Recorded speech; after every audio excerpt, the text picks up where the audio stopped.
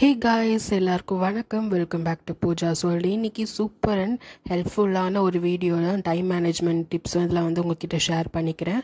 அது மட்டும் இல்லாமல் இன்றைக்கி ஒரு குக்கிங் vlog தான் நம்ம பார்க்க போகிறோம். வாங்க வீடியோக்குள்ளே போகலாம். இன்றைக்கி பார்த்திங்கன்னா புரட்டாசி 1 நான் அந்த வீடியோ எடுக்கும்போது ஆனால் ரிலீஸ் பண்ணும்போது அது அடுத்த நாள் தான் நான் ரிலீஸ் பண்ணுறேன். நான் ஷார்ட்ஸ்லையுமே சொல்லியிருப்பேன். நான் இன்றைக்கி இந்த மாதம் ஃபுல்லாக ஒரு வெஜிடேரியன் தாலி மாதிரி நம்ம ஒரு வீடியோவில் ஒரு சீரீஸ் மாதிரி பண்ணலான்னு சொல்லி ஒரு ஐடியா இருக்குது. ஸோ அதோட ஃபர்ஸ்ட் வீடியோ தான் இந்த வீடியோ நான் ஸ்டார்ட் பண்ணுறேன். இந்த வீடியோவில் பார்த்தீங்கன்னா ஒரு சிம்பிளான ஒரு வெஜ் தாலி தான் உங்ககிட்ட ஷேர் பண்ணிக்க போகிறேன்.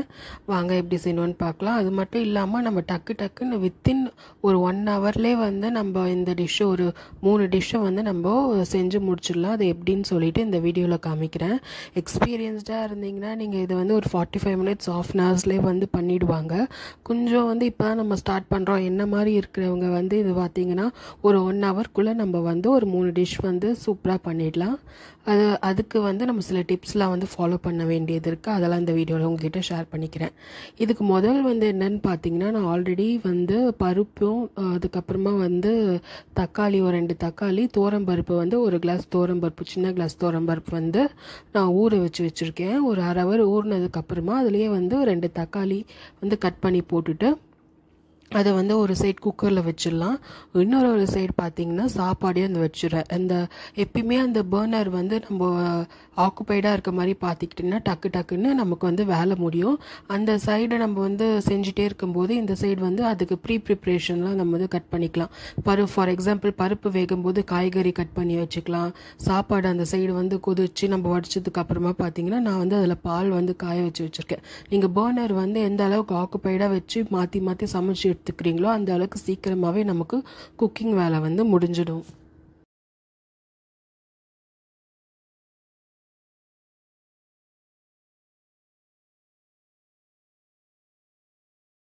நான் சாம்பாருக்கு பார்த்தீங்கன்னா பெங்களூர் கத்திரிக்காவும் முருங்கைக்காவும் எடுத்திருக்கேன். 2 பெங்களூர் கத்திரிக்காய் அதை ஒரு மீடியம் சைஸில் நான் கட் பண்ணி எடுத்துக்கிறேன். கட் பண்ணிவிட்டு நல்லா வாஷ் பண்ணிவிடுங்க. ஏன்னா நான் இப்போது இந்த கட் பண்ணிகிட்டு இருக்கும்போதே எனக்கு ஒரு எக்ஸ்பீரியன்ஸ் ஆச்சு, நான் உங்ககிட்ட ஷேர் பண்ணிக்கிறேன். நம்ம பீல் பண்ணிகிட்டே இருக்கும்போது அந்த பெங்களூர் கத்திரிக்காய் மேலே பார்த்திங்கன்னா ஒரு வழுவழுன்னு ஒரு கொஞ்சம் பிசுபிசுப்பு தன்மை இருந்தது. அது நல்லா வாஷ் பண்ணிக்கோங்க. அது கையில் பட்டோன்னே எனக்கு என்ன ஆச்சுன்னா லைட்டாக ப்ரௌன் ஆகி தோலெல்லாம் உரிகிற மாதிரி ஆயிடுச்சு. ஸோ அதனால் நீங்கள் அந்த மாதிரி கட் பண்ணுறீங்கன்னா பார்த்து கட் பண்ணிக்கோங்க. நல்லா அந்த பீல் பண்ணிவிட்டு நல்லா வாஷ் பண்ணி எடுத்துக்கோங்க.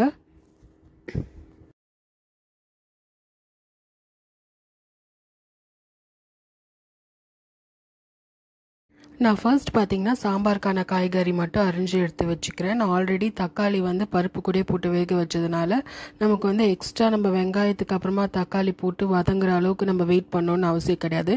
நீங்கள் பருப்போடு போட்டு வைக்கும்போது நல்லா குழஞ்சி அந்த தக்காளி நல்லா இருக்கும், நல்லா மசிஞ்சு வரும். அதுக்கப்புறமா பார்த்தீங்கன்னா அந்த நம்ம சாம்பார்லாம் தாளிக்கும் போதே நம்ம அதுக்கு அடுத்த பொரியலுக்கான அப்புறம் வறுவலுக்கான காய்கறியில் அரிஞ்சு வச்சுக்கலான்னு சொல்லிட்டு நான் முதல் சாம்பாருக்கு மட்டும் காய்கறி அரிஞ்சு வச்சுக்கிறேன்.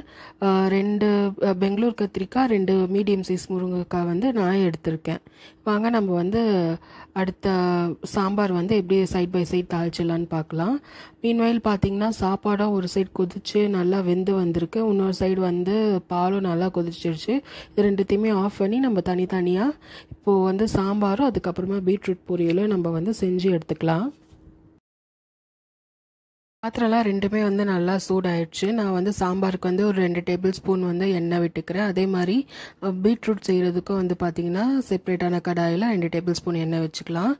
அதுக்கப்புறமா ரெண்டுத்துலையுமே பார்த்தீங்கன்னா கடுகு சீரகம் போட்டு நம்ம தாளிச்சிக்கலாம். கடுகு சீரகம்லாம் நல்லா பொரிஞ்சிருச்சு. சாம்பாருக்காக பார்த்தீங்கன்னா நான் 2 வெங்காயம் கட் பண்ணி வச்சுருக்கேன். அது கூட ஆட் பண்ணிவிட்டு நல்லா மிக்ஸ் பண்ணி விட்டுக்கோங்க. ஓரளவுக்கு லைட் ப்ரௌன் ஆகணும். மீன்வயல் பார்த்தீங்கன்னா பீட்ரூட்டுக்கு நான் காஞ்ச மிளகா ஆட் பண்ணிக்கிறேன். ஒரு 3 காஞ்ச மிளகா விதையெல்லாம் எடுத்துகிட்டு நல்லா கிள்ளி அதில் ஆட் பண்ணிக்கிறேன். அதுவும் சைட் பை சைடு லைட்டாக கலர் மாறட்டும். மாறுறதுக்காக வறுத்து கொடுத்துக்கலாம். 6 கிலோ பீட்ரூட் நான் என்ன பண்ணியிருக்கேன்னு பார்த்தீங்கன்னா நல்லா துருவி எடுத்திருக்கேன். நம்ம கேரட் துருவுறதுல நல்லா துருவி எடுத்திருக்கேன். நீங்கள் கட் பண்ணியும் சேர்த்துக்கலாம். ஆனால் இந்த மாதிரி துருவி சேர்க்கும்போது பீட்ரூட் சீக்கிரமாக நமக்கு குக் ஆகி வந்துடும். அதனால நான் இந்த மாதிரி துருவி ஆட் பண்ணிக்கிறேன். ஆட் பண்ணிவிட்டு நல்லா மிக்ஸ் பண்ணி விட்டுக்கோங்க. இந்த டைமில் பார்த்தீங்கன்னா நம்ம சாம்பாருக்கு காய் கட் பண்ணி வச்சுருக்கோம்ல பெங்களூர் கத்திரிக்காய் நான் வந்து இதில் ஆட் பண்ணி மிக்ஸ் பண்ணி விட்டுக்கிறேன். நான் தக்காளி எதுவுமே ஆட் பண்ணல. ஆல்ரெடி பருப்பு வேக வச்சுருக்கேன். அதிலே வந்து தக்காளி போட்டிருக்கிறதுனால எனக்கு எக்ஸ்ட்ரா தக்காளி தேவைப்படல. உங்களுக்கு வேணும்னா நீங்கள் வந்து வெங்காயம் வதங்கிட்டதுக்கப்புறம் தக்காளி போட்டு நல்லா குழையிற வரல வதக்கிட்டு இந்த காயை வந்து ஆட் பண்ணிக்கலாம். அப்படி சப்போஸ் வேணான்னா இந்த மாதிரியே நீங்கள் வந்து ட்ரை பண்ணிக்கலாம். நான் வந்து மிக்ஸ் பண்ணி விட்டுக்கிறேன். மீன்வைல் பார்த்தீங்கன்னா இங்கே பீட்ரூட்டும் வந்து எண்ணெயில் நல்லா வதங்கி வந்துருச்சு. இந்த டைமில் வந்து தண்ணி வந்து லைட்டாக தெளித்து விட்டுக்கிறேன். நம்ம தண்ணி வந்து ஊற்றக்கூடாது. நம்ம திருவி வச்சுருக்கிறதுனால பீட்ரூட் சீக்கிரம் வெந்துடும். அதனால் லைட்டாக தண்ணி வந்து தெளித்து மிக்ஸ் பண்ணி விட்டுக்கோங்க. மிக்ஸ் பண்ணி விட்டுட்டு கூடவே உப்பு, இந்த டிஷ்ஷுக்கு தேவையான உப்பு சேர்த்து நல்லா மிக்ஸ் பண்ணி விட்டுட்டு தட்டு போட்டு மூடி ஓரளவுக்கு மீடியம் ஃப்ளேமில் வச்சுடுங்க.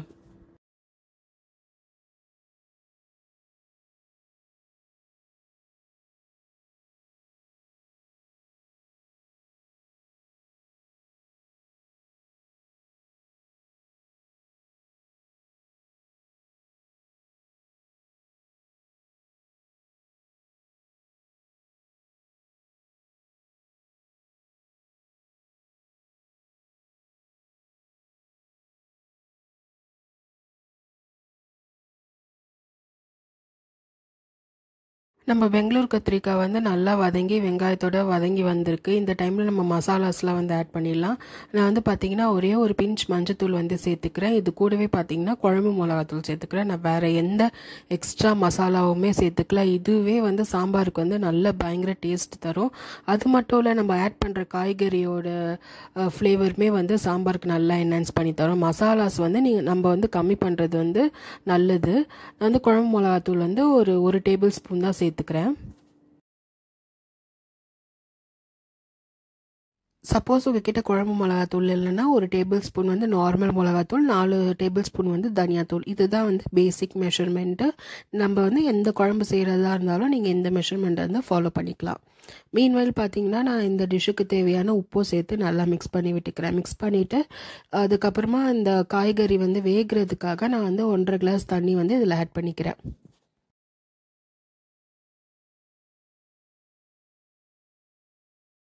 தட்டு போட்டு மூடிடுங்க. மீடியம் ஃப்ளேமில் வச்சுடுங்க. நல்லா காய்கறி வந்து வெந்துட்டுருக்கட்டும். மீன்வைல் பார்த்தீங்கன்னா நம்ம பருப்பு வந்து வேக வச்சுருந்தோம்ல, அந்த பருப்பு வந்து ப்ரெஷர்லாம் நல்லா ரிலீஸ் ஆனோன்னு ஓப்பன் பண்ணிக்கலாம். ஓப்பன் பண்ணி பார்த்தீங்கன்னா தெரியும், நம்ம போட்டிருந்த தக்காளிலாம் வந்து நல்லா குழஞ்சிருக்கும். என்ன தான் நம்ம பருப்புலாம் வந்து குழஞ்சிருந்தா கூட மத்து வச்சு ஒரு வாட்டி நல்லா மசிச்சு எடுத்துக்கோங்க. நான் ஏன் தக்காளி வந்து பருப்புலேயே சேர்த்துறேன், எந்த சாம்பார் செய்கிறதா இருந்தாலும் நான் தக்காளி வந்து பருப்பு வேக வைக்கும் போதே வந்து நான் சேர்த்துடுவேன். ஏன் வந்து பார்த்தீங்கன்னா டைமும் வந்து நமக்கு கன்சியூமிங்காக இருக்காது. ஏன்னா தக்காளி போட்டு வதக்கணும், அது வந்து குழையிற வரைக்கும் வெயிட் பண்ணணும். நம்ம இதிலே வந்து போட்டுட்டோன்னா ஃப்ளேவர்லாம் இன்னும் நல்லா என்ஹான்ஸ் ஆகிடும். அது மட்டும் இல்லாமல் நல்லா வெந்துடும்.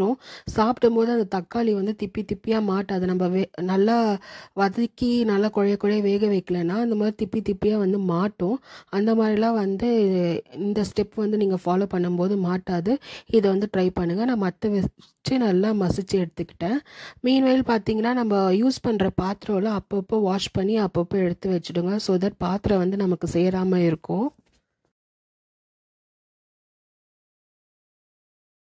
70% பார்த்தீங்கன்னா நம்ம போட்ட காய் வந்து நல்லா வெந்துருச்சு. இந்த டைமில் வந்து நான் முருங்கைக்காய் வந்து ஆட் பண்ணிக்கிறேன். முருங்கைக்காய் வந்து சீக்கிரம் வெந்துருன்றதுக்காக மற்ற காயெல்லாம் வெந்த உடனே இந்த காயை வந்து நம்ம ஆட் பண்ணிக்கலாம். நம்ம எந்த காய் வந்து நீங்கள் சேர்க்குறதா இருந்தாலும் முருங்கைக்காய் வந்து கொஞ்சம் ஃபைனலாக வந்து சேர்த்துக்கோங்க. அதுக்கப்புறம் நம்ம ஆல்ரெடி மசிச்சு வச்சுருக்க பருப்பு இது கூட ஆட் பண்ணிடுறேன். ஆட் பண்ணிவிட்டு அதே குக்கரில் வந்து பார்த்திங்கன்னா 2 கிளாஸ் தண்ணி ஊற்றி அந்த மீதி இருக்கிற குக்கரில் இருக்க பருப்பையும் சேர்த்து தண்ணியோட இதில் ஆட் பண்ணிக்கிறேன். நல்லா மிக்ஸ் பண்ணி விடுங்க. நல்லா கொதிச்சு வரட்டும். அதே குக்கரில் வந்து பார்த்திங்கன்னா ஒரு அரை எலுமிச்சை சைஸ் அளவுக்கு புளி வந்து கரைச்சி நம்ம எடுத்துக்கலாம். பீட்ரூட் பார்த்தீங்கன்னா நல்லா வெந்துருச்சு. நல்லா மிக்ஸ் பண்ணி விட்டுட்டு ஃபைனலாக கருவேப்பிலை மட்டும் தூவி நான் எடுத்துக்கிறேன். இது வந்து ரொம்ப பேசிக்கான பீட்ரூட் வந்து பொரியல். அப்படி இல்லைன்னா நீங்கள் இதிலே வந்து தேங்காய் துருவி கூட சேர்த்துக்கலாம். அதுவுமே இன்னும் டேஸ்ட்டாக இருக்கும்.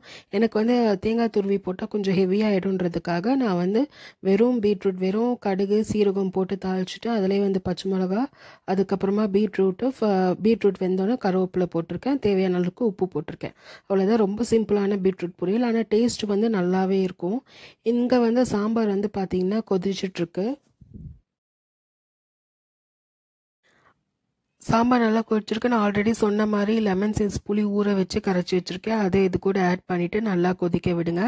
அதே மாதிரி பார்த்தீங்கன்னா அந்த சைட் பர்னரில் வந்து உருளைக்கிழங்கு வறுவலுக்காக நான் வச்சுருக்கேன். கொஞ்சம் ஹெவி பாட்டமாக எடுத்துக்கிட்டிங்கன்னா உருளைக்கிழங்கு வந்து வறுக்கும் போது நமக்கு வந்து அடி பிடிக்காமல் இருக்கும். நம்ம தண்ணிலாம் ஊற்றி வேக வைக்க போகிறதுல நல்லா ராவான உருளைக்கிழங்கு சாப் பண்ணி வச்சுருக்கோம். அதை அப்படியே போட்டு சிம்மில் வச்சு நல்லா ரோஸ்ட் பண்ணி எடுக்க போகிறோம். அதுக்காக வந்து ஹெவி பாட்டமான ஒரு கடாயோ இல்லை பேனோ எடுத்து வச்சுக்கோங்க. மீன்வெயில் பார்த்தீங்கன்னா இந்த சாம்பாருக்கு வந்து உப்பு சரி பார்த்துட்டு உப்பையும் இந்த டைமில் வந்து நான் ஆட் பண்ணிக்கிறேன். ஆட் பண்ணி நல்லா கொதிக்க விடுங்க. மீன்வெயில் பார்த்தீங்கன்னா உருளைக்கிழங்கு வறுக்கிறதுக்காக கடாய் வச்சுருக்கேன். கடாய் வந்து சூடானதும் அதில் வந்து 2 டேபிள் ஸ்பூன் எண்ணெய் ஊற்றிக்கலாம். எண்ணெய் வந்து சூடானதும் நான் வந்து மீடியம் சைஸில் கட் பண்ணி வச்சுருக்கேன் உருளைக்கிழங்கை வந்து ஆட் பண்ணிக்கிறேன். அந்த எண்ணெயில் வந்து உருளைக்கிழங்கை வந்து 2 நிமிஷம் போல் நல்லா பெரட்டி விடுங்க.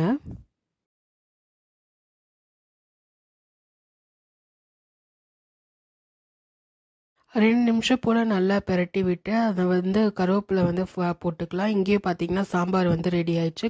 ஒரு கொத்து கருவேப்பிலை வந்து வாஷ் பண்ணிவிட்டு சாம்பார்லேயும் சேர்த்துக்கிறேன், உருளைக்கிழங்குலேயும் சேர்த்துக்கலாம். உருளைக்கிழங்குல வந்து நம்ம தட்டு போட்டு மூடி மீடியம் ஃப்ளேமில் வைக்கணும். மீடியம் ஃப்ளேம் வந்து எந்த பர்னர் வந்து உங்களுக்கு ஸ்லோவான பர்னர், மீடியம் ரொம்ப ஸ்லோவான நெருப்பு வருமோ அந்த பர்னரில் வச்சுடுங்க. அதுலேயே வந்து மீடியம் ஃப்ளேமில் வச்சுடுங்க. நல்லா பொறுமையாக வந்து ரோஸ்ட் ஆகி வரணும். தட்டு போட்டு மூடி வச்சுடுங்க. மீன்வேல் பார்த்தீங்கன்னா இங்கே சாம்பாரும் வந்து ரெடி ஆயிடுச்சு. ஃபைனலாக கருவேப்பிலை கொத்தமல்லி தூவி இறக்கிட்டிங்கன்னா சூப்பரான பெங்களூர் கத்திரிக்காய் சாம்பார் வந்து ரெடி ஆகிடும். ஃபைனலாக நீங்கள் வந்து நெய் ஆட் பண்ணி இறக்குனீங்கனாலும் நல்லா வாசனையாக இருக்கும்.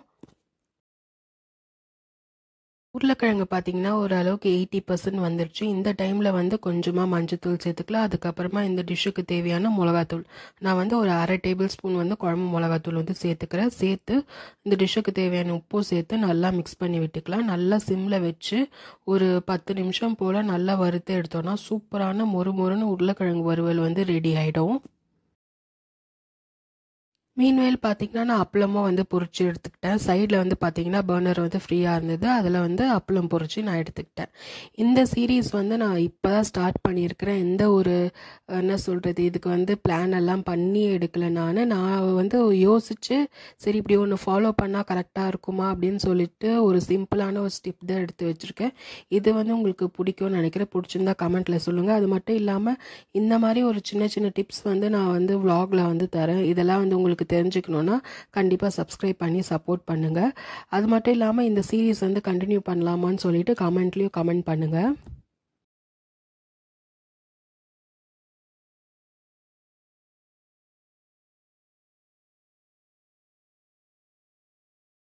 உருளைக்கிழங்கு வந்து பார்த்தீங்கன்னா நல்லா மொறுன்னு காரசாரமாக சூப்பராக இருந்தது. அடியும் பிடிக்கல. நீங்கள் வந்து இதே மாதிரி ட்ரை பண்ணுங்கள். இதுக்கு மெயின் என்னென்னா நம்ம ஹெவி பாட்டமான கடாய் எடுக்கணும். அது எடுத்தாலே போதும். உருளைக்கிழங்கு வந்து நல்லா மொறுன்னு தீயாமல் நல்லா காரசாரமாக வந்துடும். நல்லா சுட சுட சாதம், பெங்களூர் கத்திரிக்காய் போட்டு சாம்பார், அதில் முருங்காவும் போட்டு சாம்பார், அதுக்கப்புறம் பீட்ரூட் பொரியல், உருளைக்கிழங்கு வறுவல், அப்பளம், ஊறுகாய் சூப்பராக ஸ்டார்ட் பண்ணோம் புரட்டாசி. இதே மாதிரியான டிஷ் வந்து நம்ம சேனலில் வந்து டெய்லியும் வரும். அது மட்டும் இல்லாமல் டிவோஷனல் vlogs அண்ட் டிப்ஸுமே வந்து நான் பிளான் பண்ணியிருக்கேன் கொடுக்கறதுக்காக. டெய்லியுமே நம்ம சேனலில் வந்து ஒரு வீடியோ வந்து வரும். Either short form or else video ஃபார்மில் வந்து வரும். இதெல்லாம் உங்களுக்கு பிடிச்சிருந்ததுன்னா சப்ஸ்கிரைப் பண்ணி சப்போர்ட் பண்ணுங்கள். நெக்ஸ்ட் குக்கிங் vlogக்கு பார்த்தீங்கன்னா ஒரு சிம்பிளான ஒரு நார்த் இந்தியன் தாலி தான் நான் வந்து பிளான் பண்ணியிருக்கேன். அதை வந்து எந்த அளவுக்கு எக்ஸிக்யூட் பண்ண போகிறேன்னு நான் தெரியல. அதையும் வந்து வீடியோவில் வந்து உங்ககிட்ட ஷேர் பண்ணுறேன். இதோட அடுத்த சூப்பரான ஒரு வீடியோவில் வந்து சந்திக்கிறேன். Until then it's Pooja. எல்லாரும் டேக் கேர் அண்ட் பை.